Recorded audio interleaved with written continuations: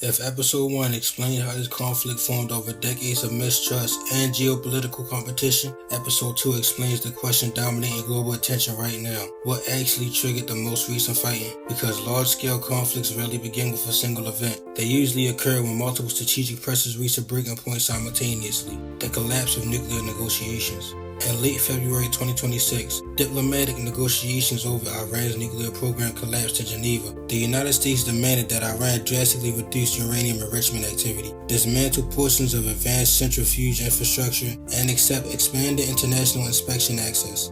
Iran rejected these conditions, arguing that peaceful nuclear technology is guaranteed under Article 4 of the Nuclear Non-Proliferation Treaty. Iran has consistently stated that its nuclear program is intended for civilian energy development. Western and Israeli intelligence agencies have expressed concern that enrichment capacity could shorten the time required to produce weapons-grade material if a political decision were made to pursue nuclear weapons. The diplomatic breakdown shifted the situation from pressure diplomacy to military deterrence strategy. The 2025 regional conflict precursor. In June 2025, Israel launched strikes targeting Iranian military and nuclear-related infrastructure. The United States provided operational intelligence and logistical coordination support, according to multiple Western reports. Iran responded with large-scale missile and drone attacks targeting Israel and regional U.S. positions. Iran described the operation as an unprovoked violation of its sovereignty. The confrontation lasted approximately 12 days and is widely described by analysts as a limited regional war rather than a total war. Casualty estimates remain uncertain, but are generally placed in the low thousands across all sides by international assessments. The primary strategic objective of the 2025 operation, according to the U.S. and Israeli statements, was to slow nuclear program development rather than to pursue occupation or regime overthrow at the time. A mediated ceasefire ended active combat, but core disputes were unresolved. Leadership decapitation, the most significant escalation. The most consequential development in the current phase is the reported death of Ali Khamenei. His death has been confirmed by Iranian state media outlets including IRNA, Tasnim, Press TV, and other official channels, as well as multiple international news organizations. Internal wartime information was inconsistent, which is common during active military operations. Iranian authorities initially issued statements rejecting fatality claims before state confirmation was released. According to a reporter, the death occurred during U.S.-Israeli strikes on a leadership compound in Tehran while he was meeting with senior officials. Following confirmation, Iran declared a 40-day mourning period. Approximately 1 week of public holidays was announced. No successor has been publicly designated. Succession authority is expected to involve the Embassy of Experts and senior security institutes, including influential elements of the Revolutionary Guard structure. The absence of a clearly accepted successor creates a major strategic uncertainty. Potential political outcomes include rapid hardline consolidation of power, competition between security and clerical factions, increased pressure for retaliatory action, risk of internal unrest if leadership legitimacy is contested. Some strategic analysts describe this moment as one of the most unstable leadership transition periods in modern Iranian history. The ongoing operation has been referred to in some reportings as Operation Epic Fury. Reported strike targets include military infrastructure, missile facilities, and installations associated with Iran's nuclear program remnants. Iran responded with missile and drone launches toward Israeli territory and towards U.S.-associated regional positions.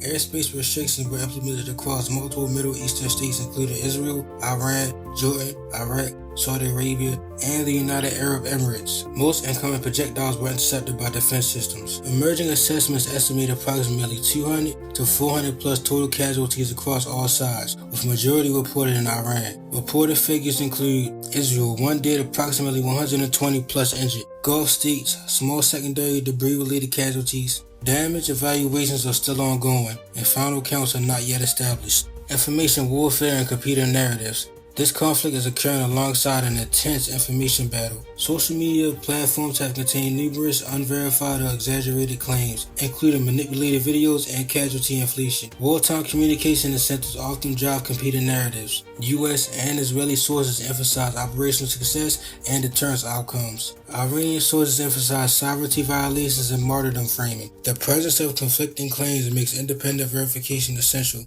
Why this escalation is especially dangerous. The transition from covert or proxy conflict to direct strikes inside Iranian territory represents a strategic shift. Direct attacks on leadership structures create stronger domestic political pressure for retaliation. Iran maintains the capability to activate regional allied networks, including groups operating in Lebanon, Iraq, and Yemen.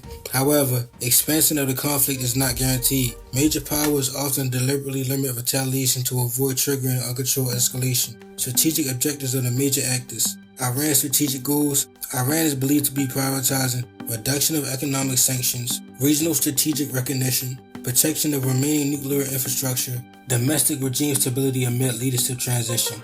Succession uncertainty may shift priorities toward internal consolidation.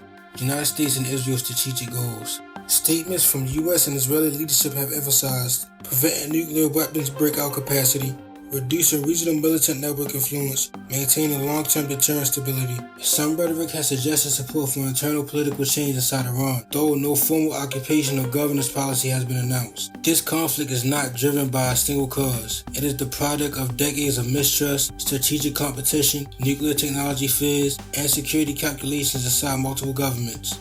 Both sides believe their actions are defensive. Both sides believe escalation is necessary to prevent a worse future, and that is what makes this moment historically unstable. Because when every actor believes they are preventing catastrophe, the probability of escalation can increase rather than decrease. In the next episode, we will examine global alliances, proxy network risk, and the economic reality of this war, including the strategic importance of the Strait of Hormuz and the possibility of broader regional expansion.